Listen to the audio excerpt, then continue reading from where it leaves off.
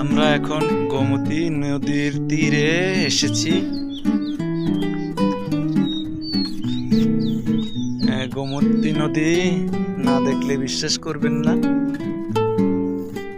এখানে জোয়ার নেই, শুধু ভাটা আছে।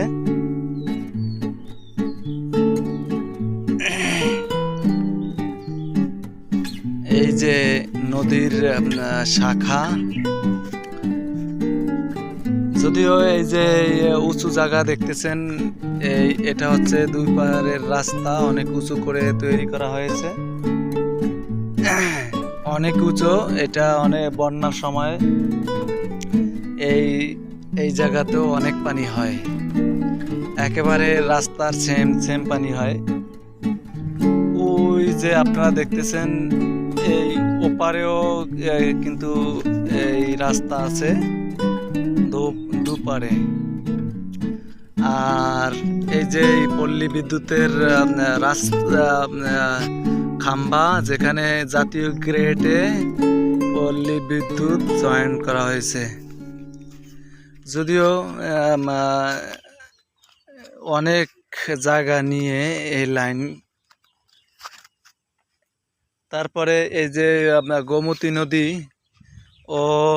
ওর জোয়ার শুধু একদিকেই যায় সব সময়, না দেখলে বুঝবেন না। ওই যে আমি দেখাচ্ছি, এই যে এই ছাতা দিয়ে বসে বসে মাছ ধরছে গোমতী নদীর তীরে। এই জায়গাগুলো কেটে নেওয়া হয়েছে ইট ভাটায়। এই জায়গাগুলো কেটে নেওয়া হয়েছে, এই মাটি। এই যে ওপারের এই যে মাটি দস্যুরা এই মাটিগুলো কেটে কেটে ইট ভাটার জন্য নিয়ে গেছে। অসম্ভব সুন্দর এক প্রাকৃতিক গোমতী নদী, যেটা কুমিল্লাতে অবস্থিত। এটা দেখলে মনটা ভালো লাগবে। দেখার মতো একটি নদী, অনেক সুন্দর এই নদীটি। এই নদী শুধু একদিকেই পানি যায়, এটা ভাটা, শুধু ভাটার পানি নামে, কিন্তু এখানে কখনো জোয়ার হয় না।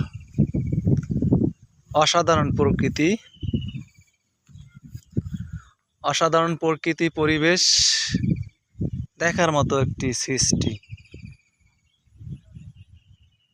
নদীর পাড়ে ঘরবাড়ি দেখতেছেন, এতটুকুই গোমতী নদী।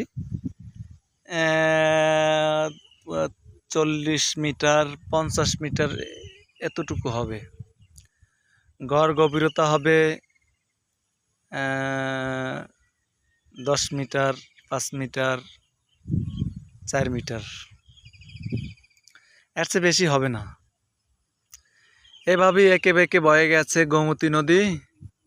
অসাধারণ, আমার থেকে দেখতেও ভালো লাগে, আপনারাও চাইলে দেখতে পারেন। কাহেতরা এই জায়গাটির নাম। অসাধারণ প্রকৃতি। এই যে ওপারে তাল গাছ, কাঁঠাল গাছ, এই বিভিন্ন ধরনের ফল ফলাদি গাছ এখানে লাগানো হয়েছে। অসাধারণ দেখতে, কি সুন্দর লাগে, তাই না? অনেক সুন্দর লাগে।